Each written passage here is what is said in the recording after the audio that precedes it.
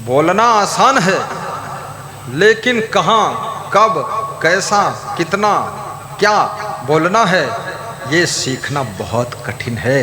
बोलती तो सारी दुनिया है, बोलते तो जानवर भी हैं, चिड़िया भी बोलती है, और बोलते सब नर नारी हैं, और बोलती सब स्त्रियां हैं, लेकिन जितना बोलते हैं उतना ज़्यादा वाद विवाद झगड़ा बढ़ता जा रहा है। क्योंकि बोलने की कला ना मालूम हो तो बोलने से कलह शुरू हो जाती है, और बोलने की कला मालूम हो तो जिंदगी कलाकंद बन जाती है।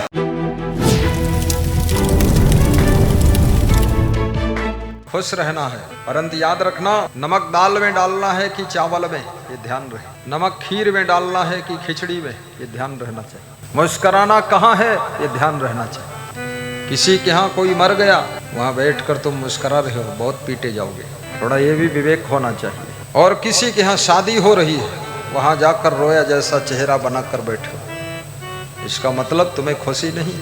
नाम खुशी राम, बैठे ऐसे हैं जैसे दुखी राम। कोई उत्सव हो, पर्व हो, त्योहार हो, वहाँ दूसरों की खुशी के लिए भी खुश हो जाना चाहिए। और किसी का नया घर देखो तो थोड़ा धन्यवाद भी देना चाहिए। कोई नई गाड़ी लाया है, धन्यवाद दीजिए, गाड़ी छू लीजिए, खोलकर देख लीजिए, उसका मन भी खुश हो जाएगा। गाड़ी तो जिसकी है उसकी है, लेकिन थोड़ा देख लोगे तो उसको खुशी बढ़ जाएगी, और कभी तुमको भी बिठाकर यहाँ से बांगरमऊ पहुँचा देगा। लेकिन बांगरमऊ क्या पहुँचा है, तुम बांगड़ू बने हुए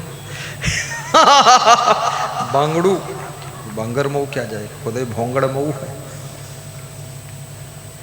थोड़ा प्रशंसा भी करना चाहिए। किसी का लड़का दरोगा बन जाए, जैसे दरोगा जी बैठे, ये किसी गांव के तो होंगे, किसी के लड़के होंगे।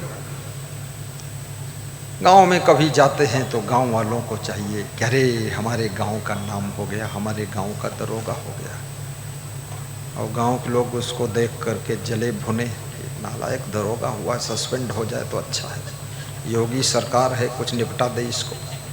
अरे तेरे तो कोई भगवान है, तेरे कहने से कोई सस्पेंड हो जाएगा? तेरे ऊपर डिपेंड है क्या?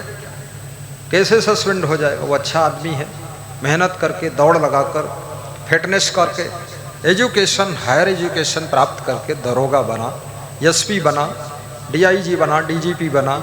अब तू वहाँ अशुभ कामना कर रहा है, मत कर।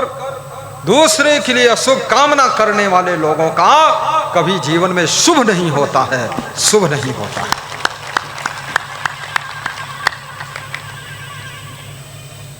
दूसरों के लिए शुभ कामना कीजिए। जब शुभ कामना करते हो, तुम्हारे भीतर एक नई ऊर्जा पैदा होती है, और ये कुदरत तुम्हारे लिए भी शुभ होने की व्यवस्था बनाती है।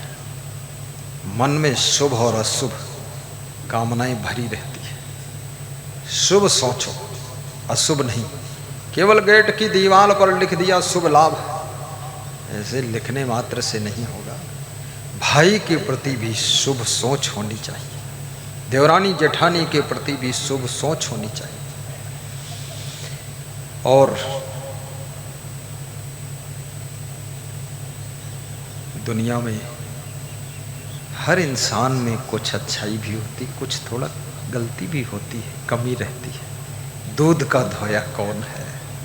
जो दूध का धोया होता है ना, वो जन्म ही नहीं लेता है, वो आत्मा मोक्ष को प्राप्त करती है। यहाँ मदारी नगर में आकर डमरू नहीं बजाएगा वो। इसलिए थोड़ा क्षमा भी करो, उसके गुणों को देखो और उसको धन्यवाद दो, ताकि सृष्टि के अंदर स्वर्ग जैसा सुख सबको एहसास होने लगे। 1 घंटा लगा है तुमको ट्रेंड करने में, अब जाकर तुम लाइन पर आए हो हाँ, लाइन पर लाने में टाइम लग जाता है, बेलाइन सब है ही हैं लोग। अब लाइन पर कर पाया हो, अब देखो 3 दिन लाइन पर रहो, ऐसा हो कि हमको बेलाइन कर दो, क्योंकि तुम्हारी संख्या ज़्यादा है, तो हम अकेले फंस जाते। पर हनुमान जी अकेले काफ़ी रहे। आपन देश सम्हारो आपे, तीनों लोग हाँकते कांपे। हम अकेले नहीं हैं, हमारे साथ में आप सब हमारे साथ ही हैं। बस ये है, महात्मा भी अलग अलग टाइप के होते हैं। कुछ महात्मा ऐसे भी होते हैं जो बहुत सीरियस सत्संग सुनाते हैं, इतना सीरियस सीरियस सीरियस कि 3 दिन उनका सत्संग सुनकर तुम्हार तबीयत भी सीरियस हो गए और तुम उन्नाव हॉस्पिटल में सीरियस हो के भर्ती हो। महात्मा भी सीरियस बहुत है, ना मालूम का है मुँह ऐठत है, ना पत्नी है ना कोई है, उके आगे पीछे लड़का पोता सब खत्म ही है, साधु बनेगा, लेकिन कोई टेंशन बड़ा जरूर है, खाम खा ज्ञान हुआ नहीं। इस संसार में है क्या, नासवान जो वस्तु है सो तो ठहरे ना।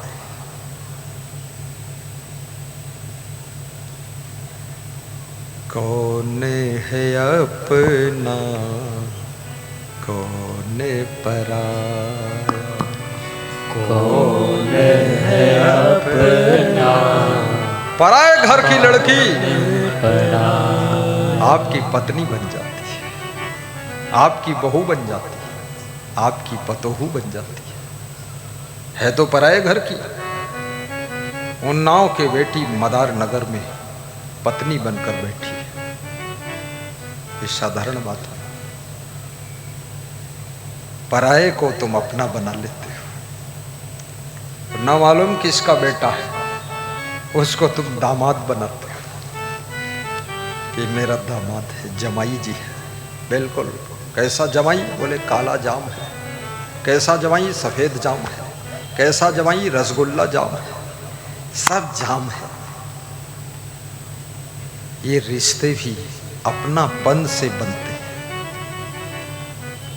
और वो लड़की भी उस लड़के को अपना पति मानकर उसके आश्रय में हंस करके जिंदगी जीती है, और वो लड़का उस स्त्री पर विश्वास करके उसको सब पैसा रखने को देता है।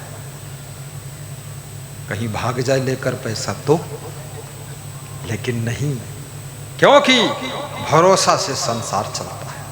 भरोसा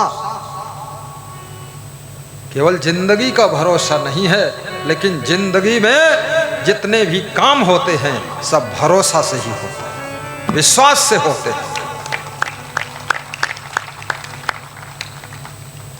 जब पहली बार चित्रकूट जिले में श्री जगरूप कुशवाहा जी प्रवचन सुनने गए, देखने गए, देखिए ये बुद्धिमान है, ये देखने में लगते कम उम्र, 190 साल के। 190 साल की उम्र वाले को जो अनुभव ज्ञान होता है, इन बच्चों को ज्ञान है। प्रवचन सुनते थे तो देखने गए, चेक करने। वहाँ 2 दिन साथ में रहकर देखा तो उनको लगा बस अब इनसे ही गुरु नाम लेंगे, नामदान लेंगे, इनको घर बुलाएंगे। घर बुलाया, सत्संग कराया। गर्मी का मौसम था, शादियां थीं, और सत्संग चला, आनंद आया। पहचाना गुरु को, गुरु पर भरोसा आ गया कि मेरा गुरु अच्छा है।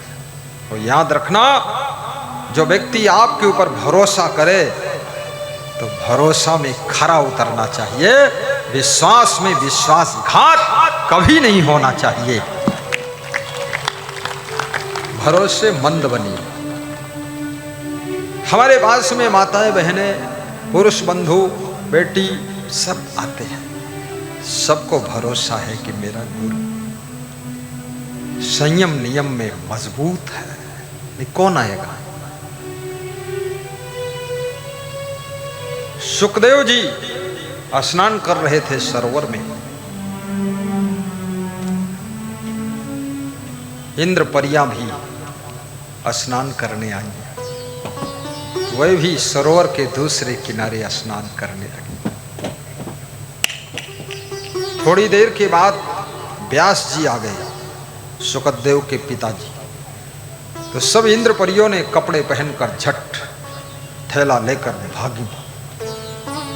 तो सुखदेव ने पूछा कि मैं तो जवान हूं, मैं आया, मैं स्नान कर रहा था, तुम नहीं भागी, नहाती रही। बोले तुम्हारे बारे में भी पता है और तुम्हारे बाप के बारे में पता है, ये बेकंट्रोल है बाप, तुम कंट्रोल में हो, इसके पास हम नहीं रोक सकते।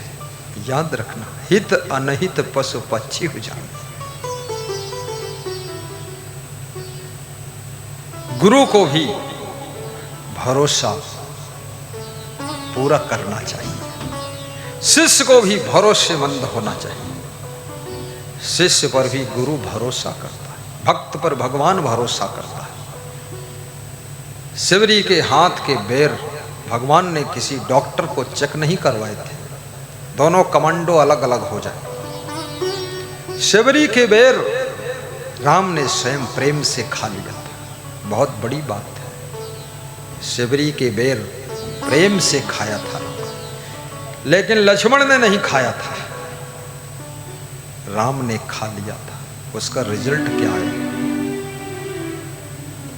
शिवरी की भक्ति पर राम को भरोसा था, और शिवरी को भी भरोसा था, मेरे राम बेर खा ले, मैं जो रख दूंगी खा ले। आज सुबह मैं परिक्रमा करके आया 3.5 किलोमीटर, श्री कन्हैया लाल कुशवाहा जी के दूसरी मंजिल पर जाकर बैठा। घर की माताएं बहनें जलपान लेकर आई,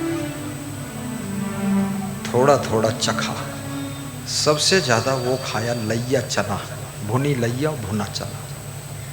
सब देख रहे थे, खड़े थे पूरे परिवार के नर नारी कि गुरु क्या खा रहा है। काजू भी रखा था, बादाम भी था, किशमिश था, पर एक काजू लिया, पर वो लैया चना चबाया। क्यों चबाया? चबाया इसलिए चबाया, क्यों में क्या होता, अगर मगर किंतु परंतु हर चीज में थोड़े होता, चबा लिया। पसंद थी, मेरा गुरु भी चबाता था। और बहुत बड़े doctor, king George medical college के प्रोफेसर डॉक्टर नितिन कुमार गुप्ता जी ने बताया है, जो भुनी लैया और भुना चना चबा लेता है उसकी शुगर का भी नाश होता है और पेट की कब्जियत का भी नाश हो जाता है। इसलिए आज मार्केट में लैया चना सब खरीद लो, पूरा भुर्जी खुश हो जाएगी। कल भुर्जी हमारे पास आएगा कि अच्छा कर दिया, लैया चना बिकवा दिया तुमने। हाँ, लैया चना, लेकिन ऐसा भी नहीं कि 2-2 किलो चबाओ तो कुछ और भी हो जाएगा।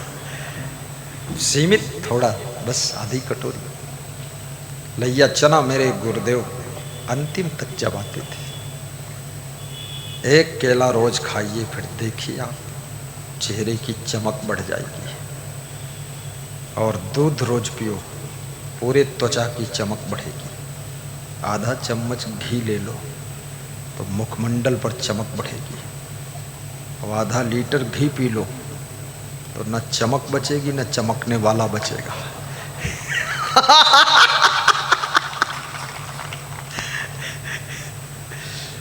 हमको भी हंसी खूब आती, हम तो साधु हो गए इसलिए थोड़ा कंट्रोल में हंसते, नहीं तो हम बहुत खुश रहते थे, हमेशा खुश रहते।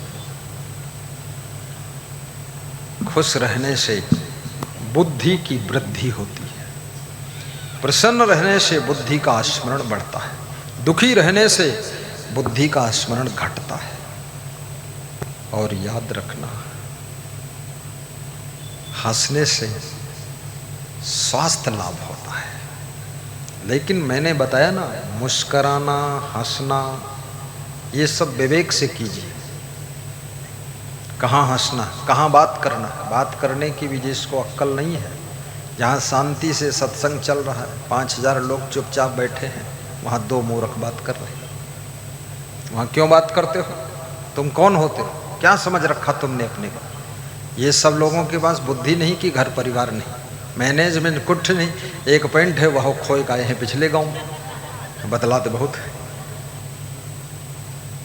समझना पड़ता है।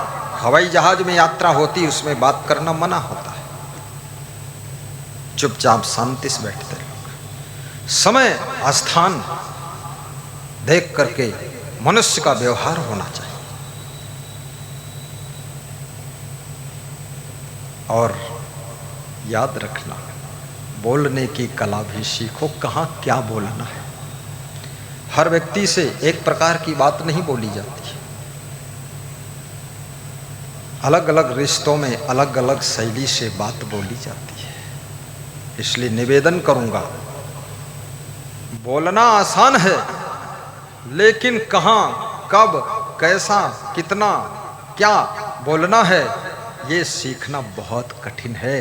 बोलती तो सारी दुनिया है, बोलते तो जानवर भी हैं, चिड़िया भी बोलती है, और बोलते सब नर नारी हैं, और बोलती सब स्त्रियां हैं, लेकिन जितना बोलते हैं उतना ज़्यादा वाद विवाद झगड़ा बढ़ता जा रहा है। क्योंकि बोलने की कला ना मालूम हो तो बोलने से कलह शुरू हो जाती है, और बोलने की कला मालूम हो तो जिंदगी कलाकंद बन जाती है, कलाकंद बन जाती है।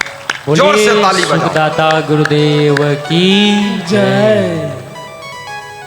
कल एक श्रोता 10 श्रोता लाइए, ट्राली में भर भर के लाइए सबको, जैसे धान एक बोरा भरे जाओ, पूरे परिवार ले आओ, ताला डाल कर आओ, बड़ा आनंद आएगा।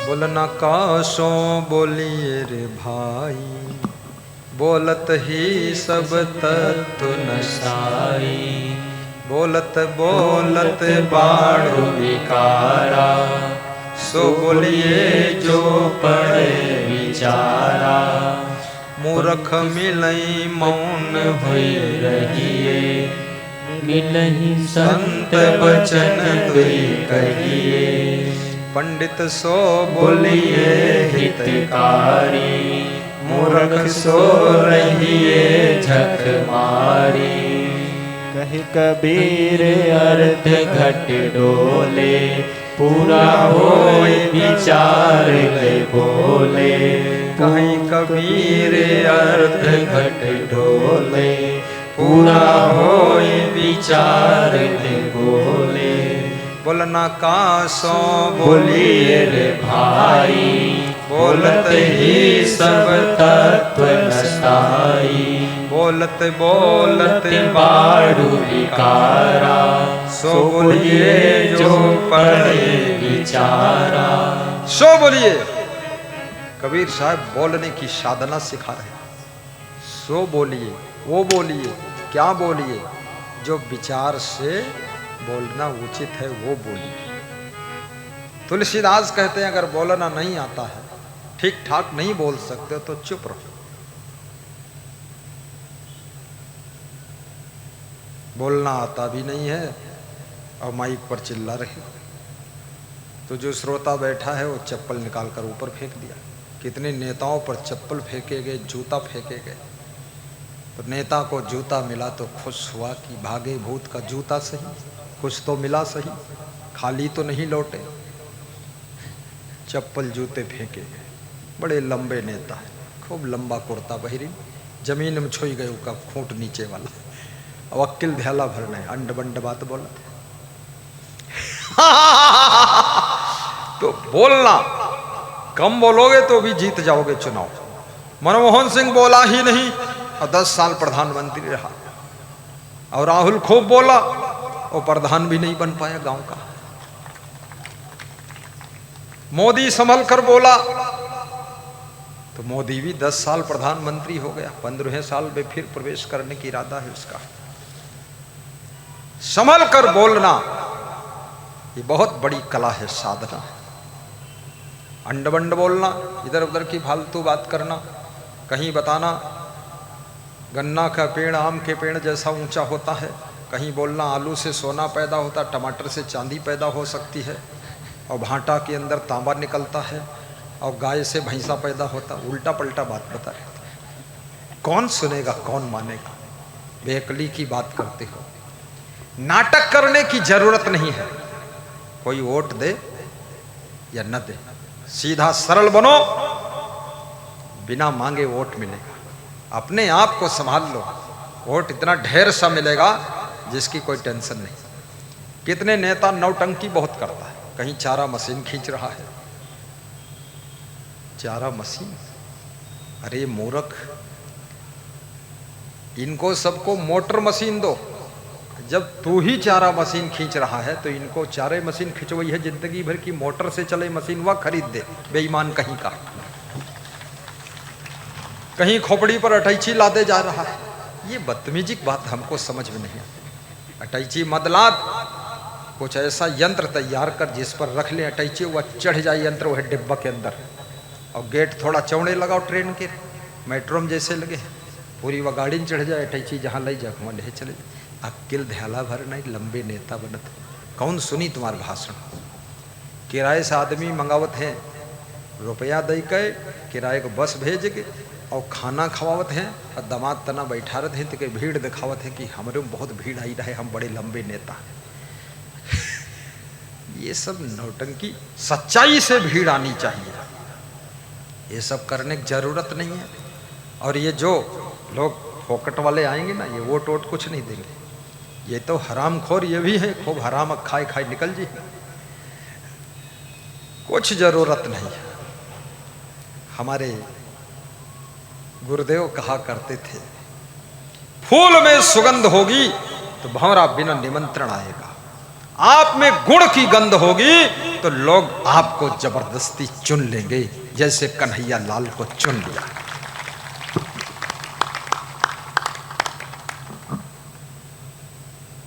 अभी यहां पर मैं 20 कुंटल सेव फल रख दूं,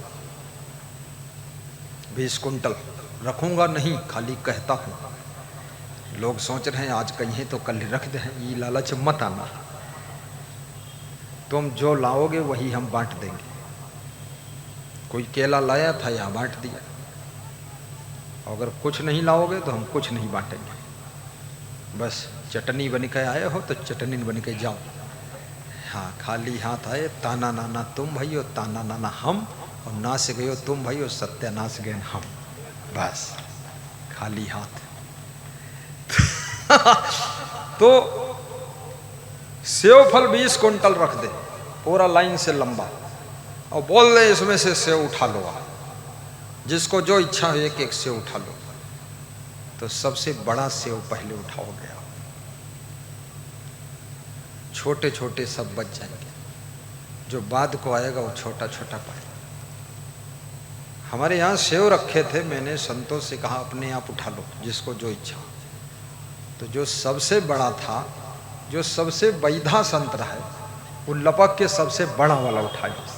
तो दूसरा संत बोला बड़ा वाला छोड़ दो गुरु जी के लिए। बोले गुरु जी कहीं नहीं उठा लो तो हम उठा ले। गुरु किसको परवाह है, गुरु को घमंड है मैं बहुत बड़ा गुरु हूं, और उसके नाम का सेव भी उठाकर खा गए। तो आप में अगर गुण होगा तो ये जनता आपको अपने आप उठा लेगी। आप अच्छे बनो, ये दुनिया भर की नाटक करने की जरूरत नहीं।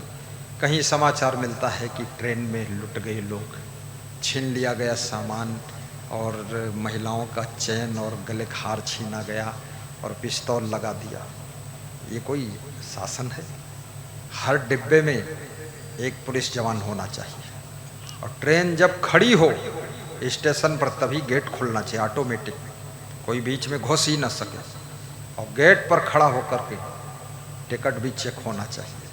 साथ में क्रिमिनल लोगों के फोटो होना चाहिए पहले से, और मशीन लगाकर चेक करिए उसका फोटो फट से आना चाहिए मोबाइल में, ये क्रिमिनल आदमी कैसा आदमी।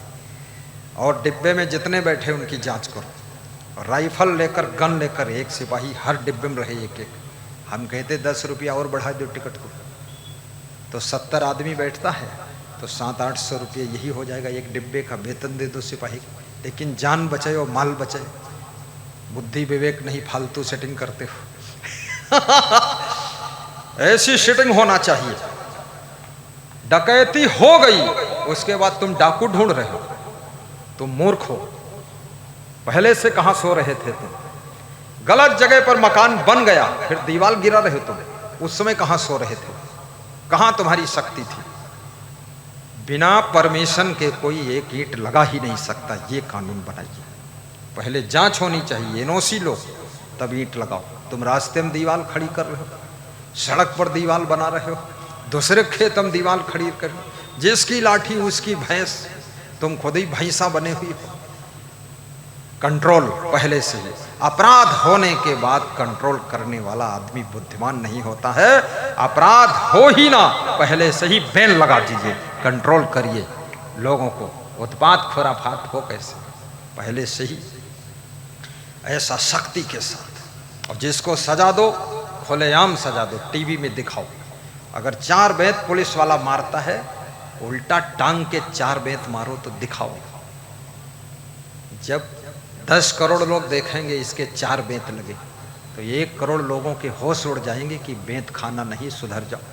चुप्पे कमरम लातन घोषण मारत का तो लात कमरम तुम कतनों कूट लो, बाहर निकली तो फिर शेर के शेर। बेइज्जती भी होना चाहिए उसकी, और अच्छे अफसरों को छूट भी मिलनी चाहिए, और जो नालायक अफसर हैं उनकी भी कुटाई होना चाहिए। पुलिस के ऊपर भी और एक होना चाहिए विभाग जो इनको पकड़े, गिरफ्तार करे, गलत काम करे।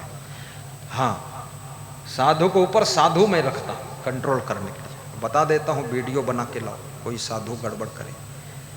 अब वीडियो बन गया तो कहता मैं नहीं किया था, हम वीडियो दिखाते ये कौन है, बोले गलती हो गई। तो हमने कहा मत करना फिर। अरे वैज्ञानिक युग है, उड़ने वाली कार जल्दी मंगाइए, डीजल पेट्रोल बंद करिए। मैं तो नितिन गडकरी को आशीर्वाद देता हूं जिसने परिवहन विभाग का मंत्री है, रोडों को भी चमकाया है और साथ साथ में डीजल पेट्रोल की गाड़ियां बंद करने वाला है।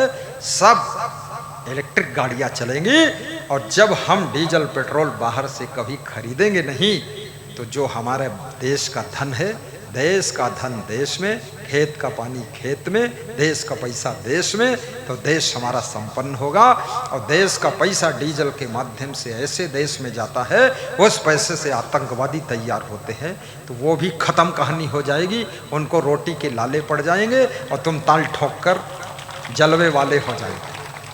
व्यवस्था ऐसी बनाई है।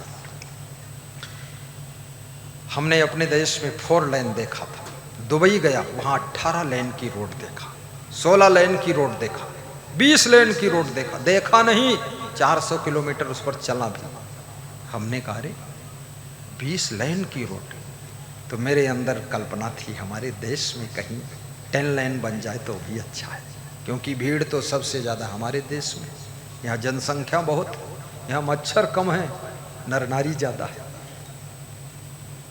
बहुत जनसंख्या बढ़ गई है। भारत देश ने कुछ विकास किया हो, कम किया हो, लेकिन जनसंख्या का विकास बहुत हुआ है। और ज़्यादा जनसंख्या जब बढ़ती है ना तो रोडों पे जाम लगती है, रोडों की चौड़ाई बढ़ाना पड़ेगा, और जनसंख्या नियंत्रण कानून सख्ती से लाना पड़ेगा। जिस दिन से कानून बन जाए उससे ज़्यादा जो जनसंख्या बढ़ाएगा, देश निकासी की सजा है, बॉर्डर पे उठा के फेंक दो उसको, बेईमान को, कानून का उल्लंघन करते हो। यहाँ इतना भीड़ मचा दिया है, खाने के लिए खेत नहीं बच रहे हैं, सब मकान ही बनते चले जा रहे हैं, सब रोडें बनती चली जा रही, खेती कहाँ होगी, अन्न कहाँ पैदा होगा। क्वालिटी पैदा करो। जीजाबाई ने एक बेटा पैदा किया था, वीर शिवाजी, सोचिए कितना जबरदस्त। 2 बेटे हो, 5 बेटे हो, 60,000 पुत्र राजा सगर के थे। तब जनसंख्या की कमी थी, जब जनसंख्या की कमी थी तब आपके भी 1 दर्जन हो पुत्र ठीक है, लेकिन आज कंट्रोल करने की आवश्यकता है। केवल हिंदुओं को नहीं, मुसलमानों को ज़्यादा कंट्रोल करने की जरूरत है। अब मुसलमान अल्पसंख्यक नहीं है, अल्पसंख्यक तो सिख लोग ज़्यादा है, अल्पसंख्यक जैन लोग ज़्यादा है, अल्पसंख्यक बौद्ध लोग ज़्यादा है। अल्पसंख्यक बहुसंख्यक इससे कुछ लेना देना ही नहीं। यहाँ कोई युद्ध करना है, अपने गृह युद्ध चलाना है, चाहे जितने संख्यक हो तुम, उससे क्या लेना देना। प्रेम से रहो। जातिवाद, मजहबवाद, ये वाद विवाद, ये सब बंद करो, आपस में प्रेम से रहना सीखो। चिड़ियाँ भी प्रेम से रह लेती है, मधुमक्खियाँ प्रेम से रह लेती है, चींटियाँ भी प्रेम से काम कर लेती है। इंसान हो करके न जाने कितना ऊंचा नीचा मजहब जाति जहर सब बो करके बर्बाद कर दिया। व्यास जी कौन जाति के थे? जो व्यास गादी बनती है कथा सुनाने के लिए, वो व्यास जी के नाम से। व्यास जाति कौन जाति के थे? व्यास वो जो होता है ना, कौन, गुड़िया, नाव चलाने वाला, केवट, वो केवट की लड़की थी सत्यवती। और पाराशर जो थे वो भंगी थे, भंगी पाराशर ऋषि। उन्होंने केवट की लड़की सत्यवती से संबंध किया था तो उसमें महाविद्वान व्यास जी का जन्म हुआ था, महाविद्वान। और उनके नाम से बनी हुई व्यास गादी पर बड़े बड़े विद्वान, साधु, संत, मंडलेश्वर सब बैठकर कथा सुनाते हैं, बोलते हैं बंदों गुरुपद पदुम परागा। लेकिन ये परागा गादी किसकी है? वो केवट जिसकी माँ थी सत्यवती और भंगी जिसका पिता था। भंगी कौन है? जो गंदा रहे वो भंगी है, जो नीच कर्म करे वो भंगी है।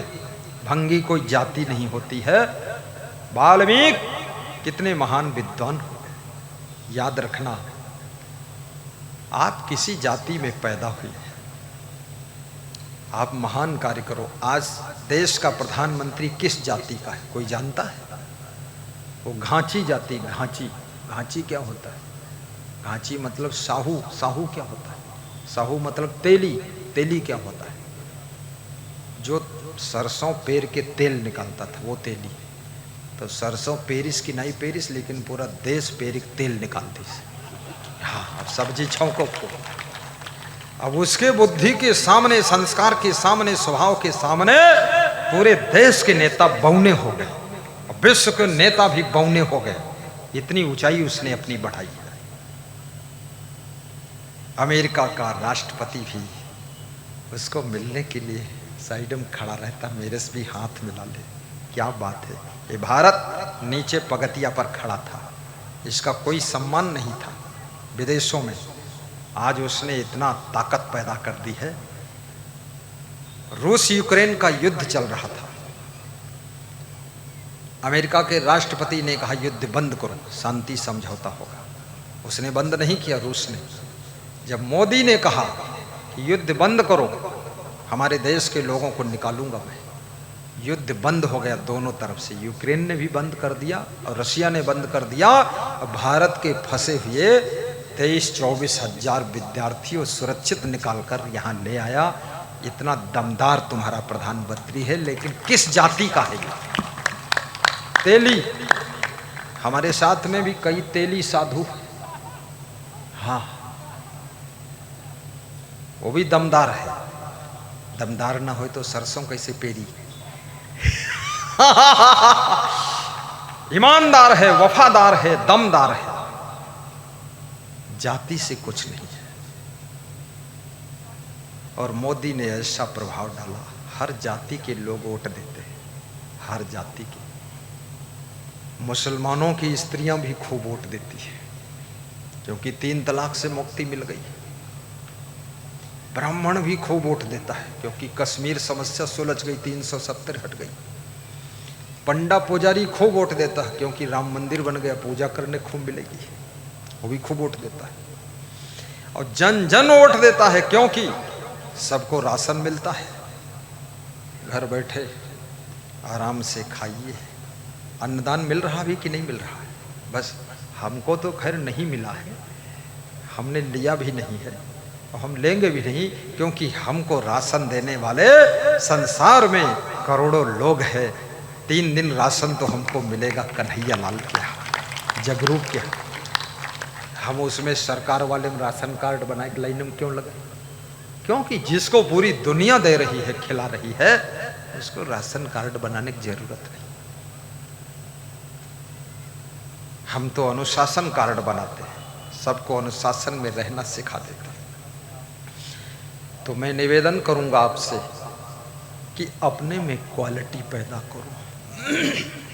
पत्नी में भी क्वालिटी हो, पति में क्वालिटी हो, बिजनेस में भी क्वालिटी हो, साधना में, साधु में क्वालिटी हो, पुत्र में क्वालिटी हो, पुत्री में क्वालिटी हो, मुख्यमंत्री में भी क्वालिटी हो, प्रधानमंत्री में क्वालिटी हो, नेता में क्वालिटी हो।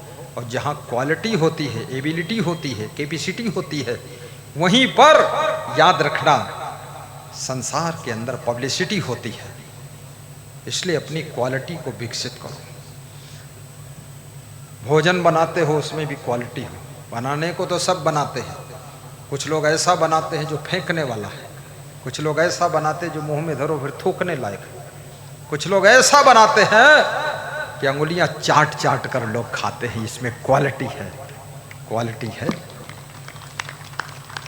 आप होटल खोलिए, होटल में भी क्वालिटी होना चाहिए, सफाई शुद्धता की क्वालिटी हो, टेस्ट की भी क्वालिटी हो, और आपकी जो कुर्सी मेज है उनमें भी क्वालिटी हो। मेज पर मक्खियां बिदबिदा रही हैं, कौन खाएगा। अमेरिका में लोग जब होटल में ठहरने के लिए जाते हैं तो ऐसे कमरा खुलवाते फिर झांकते हैं उसमें, और एक भी मक्खी अगर दिख गई कहते हैं योर होटल कैंसिल, ठीक नहीं, कैंसिल कर दिया। लेकिन भारत देश में होटल में जो झांकने जाते ना उनकी पीठ पर 2-4 मक्खियां बैठी, पता नहीं कहाँ अपने भुसरट में लेस के लगे और अंदर मधुमक्खी और बर्रैया भी बैठी है। वह हम स्वागत हैं, कहा थे सस्ता मिलेगा, ठीक है यार, कहाँ फर्क पड़ गया।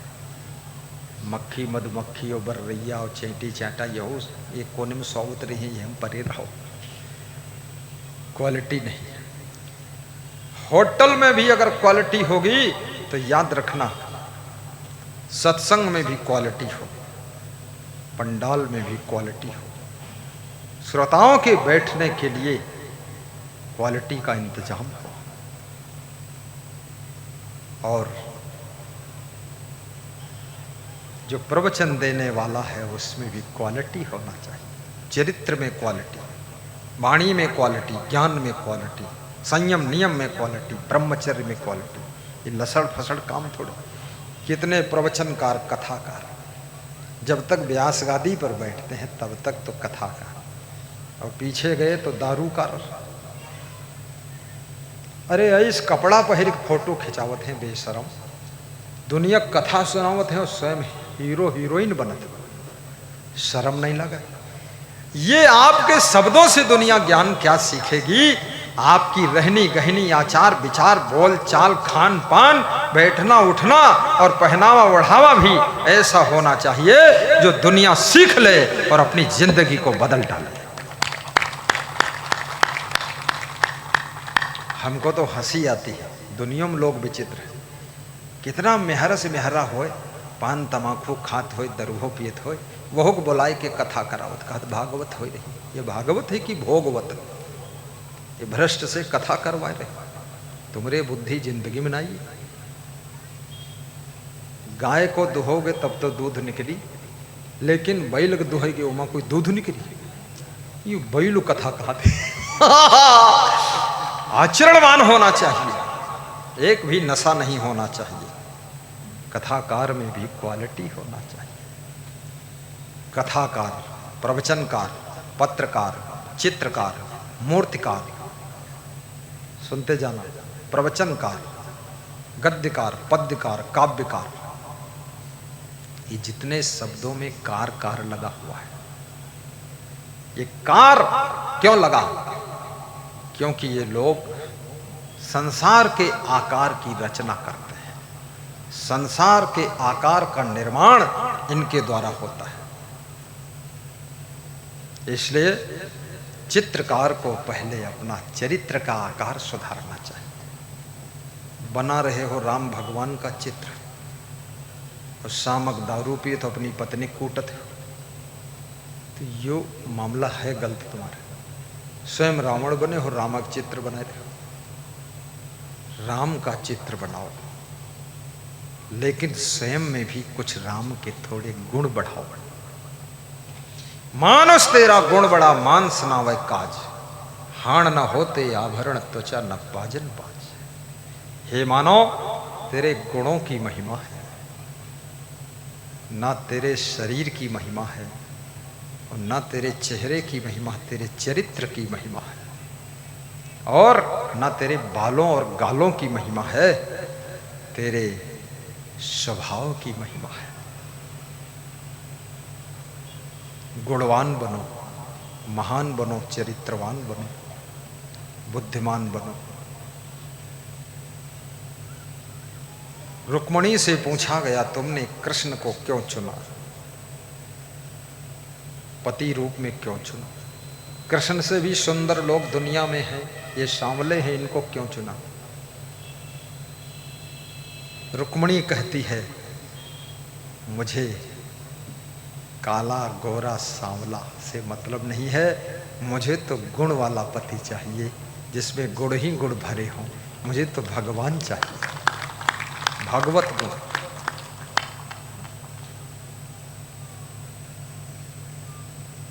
एक बार रुक्मणी ने कृष्ण भगवान से पूछा, तुम रोज कहाँ जाते हो? स्त्रियां ये बात जरूर पूछती अपने पति से, तुम रोज कहाँ जाते हो, तुम रोज इतनी देर में क्यों आते हो? इंक्वायरी चलती है, इंक्वायरी करना चाहिए, क्योंकि पत्नी को पता होना चाहिए कि पति कहाँ गया है, कहाँ घूमता है, और शुरू से ही कंट्रोल करना चाहिए। ये खाम खा फोकट की पत्नी मत बनो, पति की देख रेख रखो, नहीं तो नाम का पति तुम्हारा रहेगा, तुम्हारे काम का पति नहीं रहेगा तुम्हारा, ये दूसरे काम में आई जाइए। अपनी पत्नी पर भी देख रेख रखो, नहीं नाम की पत्नी रही, तुम्हारे काम की नहीं रहेगी, देख रेख तो रखना पड़ता है। आप अपने कुदाल फावड़ा खुरपा की भी देख रेख रखते हैं, छोटे से डंडे की भी देख रेख रखते हैं, तो पति कितना बड़ी चीज है और पत्नी कितनी बड़ी चीज है, इसकी देख रेख नहीं करोगे, पति दौलत है, पत्नी भी लक्ष्मी है, धन है, इसको संभालने के लिए देख रेख करना चाहिए। गुरु को अपने शिष्यों की भी देख रेख रखना चाहिए। गुरु की दौलत शिष्य होते, भक्त होते हैं, और भक्तों और शिष्यों की दौलत संपदा गुरु होता है, तो गुरु की भी देख रेख रखो। बोलिए सद्गुरु भगवान की जय।